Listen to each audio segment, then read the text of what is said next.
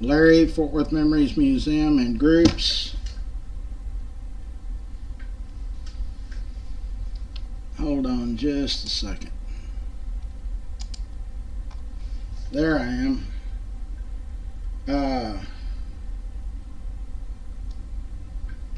I'm kind of, work with me here just a minute. I'm trying to get some stuff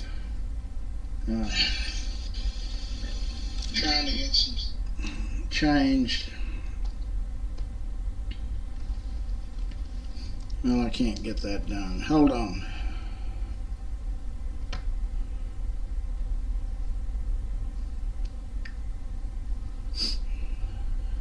It's going to be a little warmer today than it was yesterday.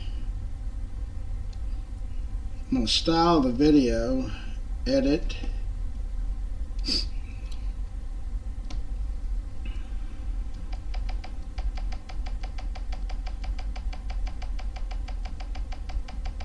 Guess y'all don't want to hear that. Click, click, click, click, click. Peppo hates to hear that too. Okay, so I'm styling this video Mary Keys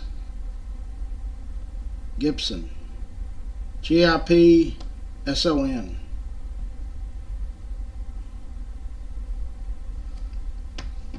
And I'm going to explain to y'all who Mary Keys Gibson was.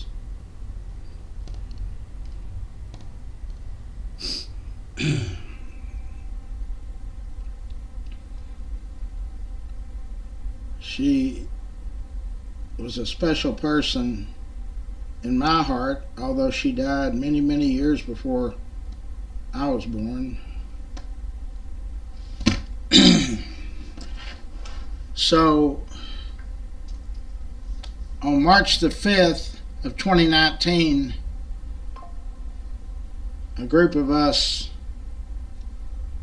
went down to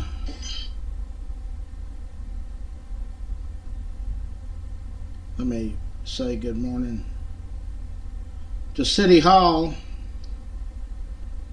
Prissy's in, Brittany's in, Marilyn's in, Lisa's in, Ron is in, and others. March the 5th, 2019. It lacks 1 month being 6 years. We were at City Hall, and there was a proclamation reading for Mary Keys Gibson. Betsy Price read it. I accepted it. It's in the museum.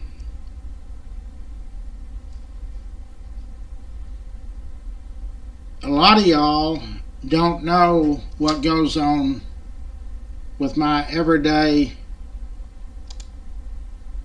There's a picture of Mary.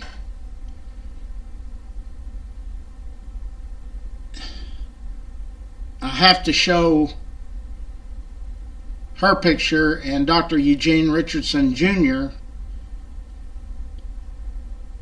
because I can't have the camera on myself.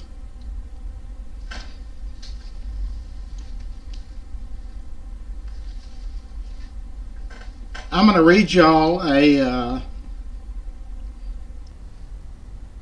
deal in the Texas State Historical Association. And I posted it on all the groups. Hold on and I'll find it. I'm kind of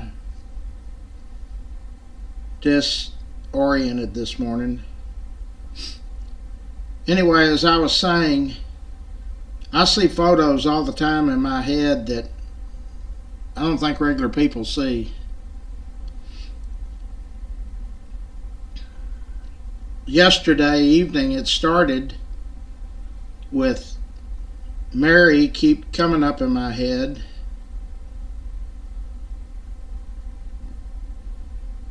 And Dr. Eugene Richardson and Otis Redding. So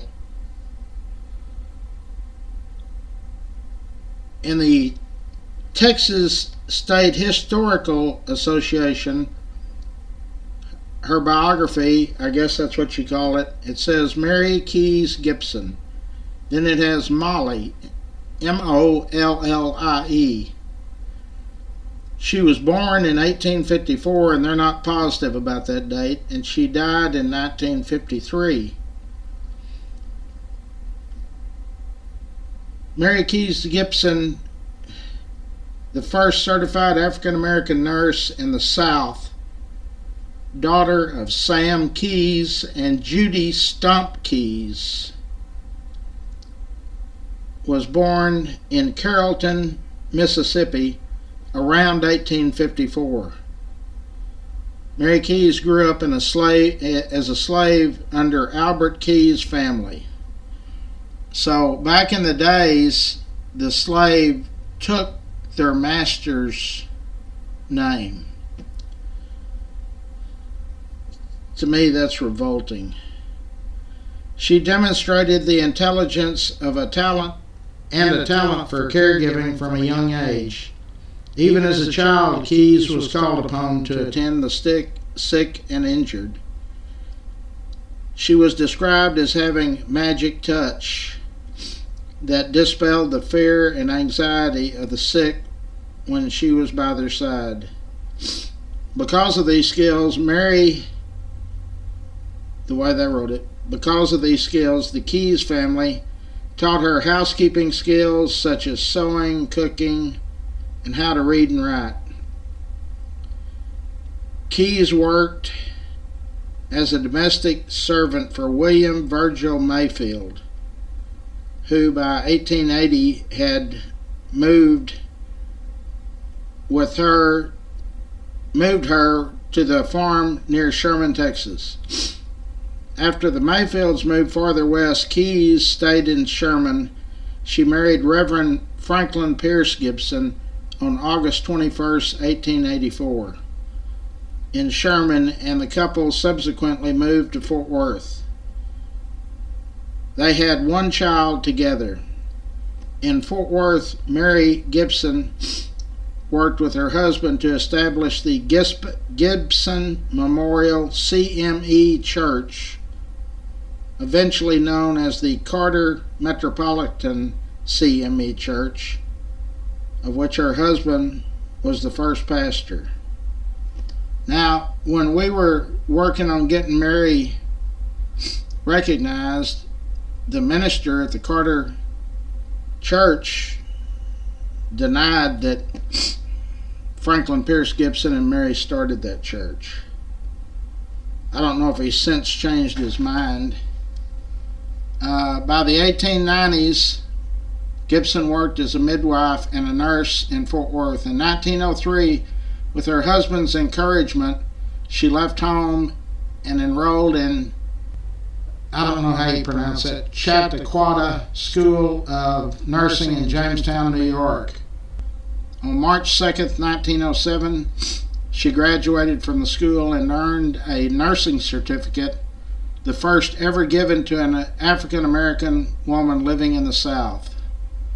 Returning to Fort Worth, Gibson worked under white doctors such as Isaac Van Zandt, Charles Harris, Ellis Beale, and William Duringer, and may have later worked for black physician Riley A. Ransom, which I know she did work for Dr. Ransom.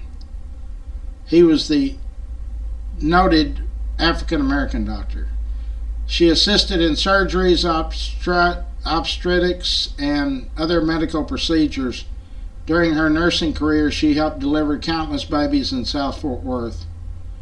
Gibson was an avid desegregationist and pushed for the professionalism of nursing.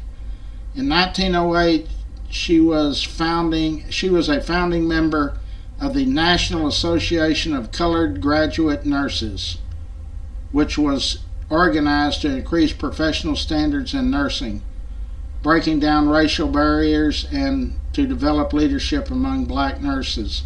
That organization is still active.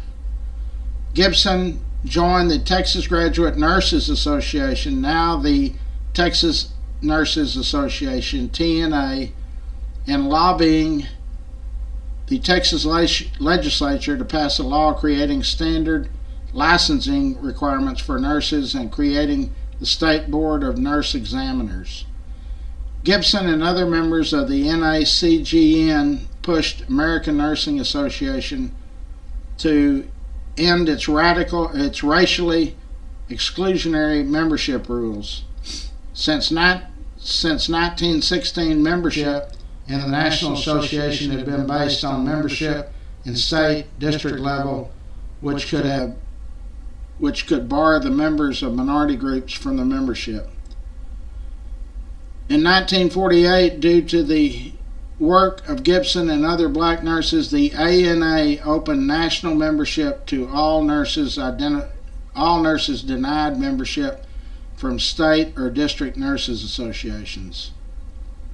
On August 4th, 1913, Gibson's husband, Franklin, passed away. She moved to Mount Pleasant to be with her niece, Mary Etta Underwood. In the 1920s, Gibson and Underwood moved to Dallas, where Gibson continued to be a nurse for the community. In 1952, she contracted a serious illness that forced her to give up the income of sewing to care for her. The Dallas Morning News published an article about Gibson to raise awareness of her plight. This was the only profile of her life and career to be published in her lifetime. On June the 11th,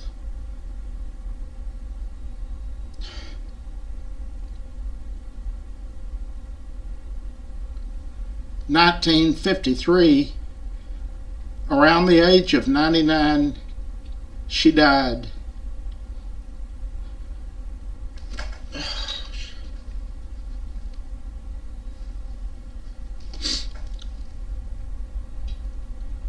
She was buried at West Hills Cemetery in Sherman. Gibson remained an obscure figure until Fort Worth historian Larry O'Neill brought her attention of her life. O'Neill helped organize Mary Keys Gibson Day, which was held on March 5th, 2019. And it goes on. I apologize, but just give me a minute here.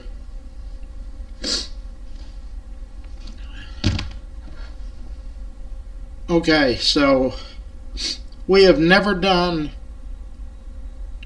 enough for Mary Keys Gibson, and I'm going to make sure that changes. The other gentleman that you see there with her is Dr. Eugene Richardson Jr., a Tuskegee Airman who's still alive, lives in Philadelphia. I'll try to find the interview I did with Dr. Richardson, which was fantastic. He did it right here in the Fort Worth Memories Museum. It's a moving interview. The correlation between Otis Redding and myself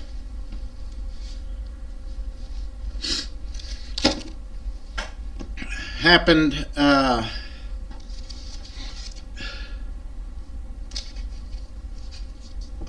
November the 10th, 1967. During those early years of my life, I was a collector for bookmakers. I had a 100% success rate on collection. So I was at Ridgely Country Club on that evening, waiting on a banker. This banker wasn't behind on his payment. It's just people of importance didn't want me coming into their offices at the bank or at the law firm or country club.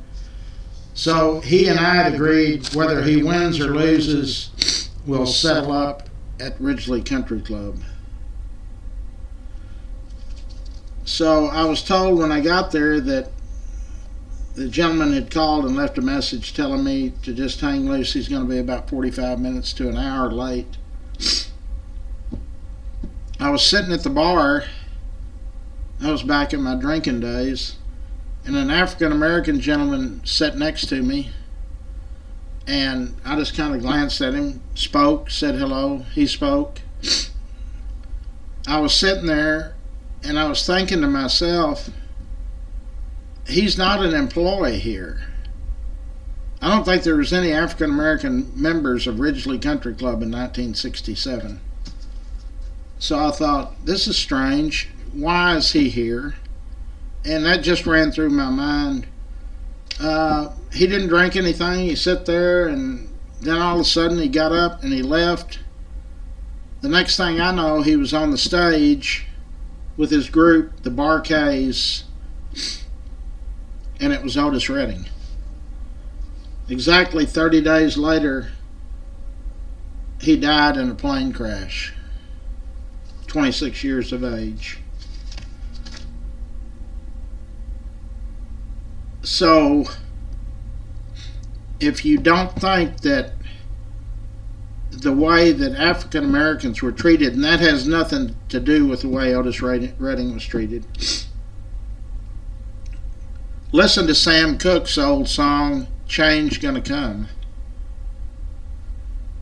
It gives a pretty good pictorial account of the way that African Americans were treated in the United States, all over the world, and it still goes on today.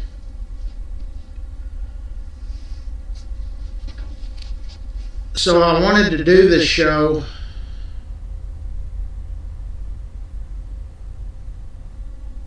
because the odds of me crossing paths with these three individuals is not an accident.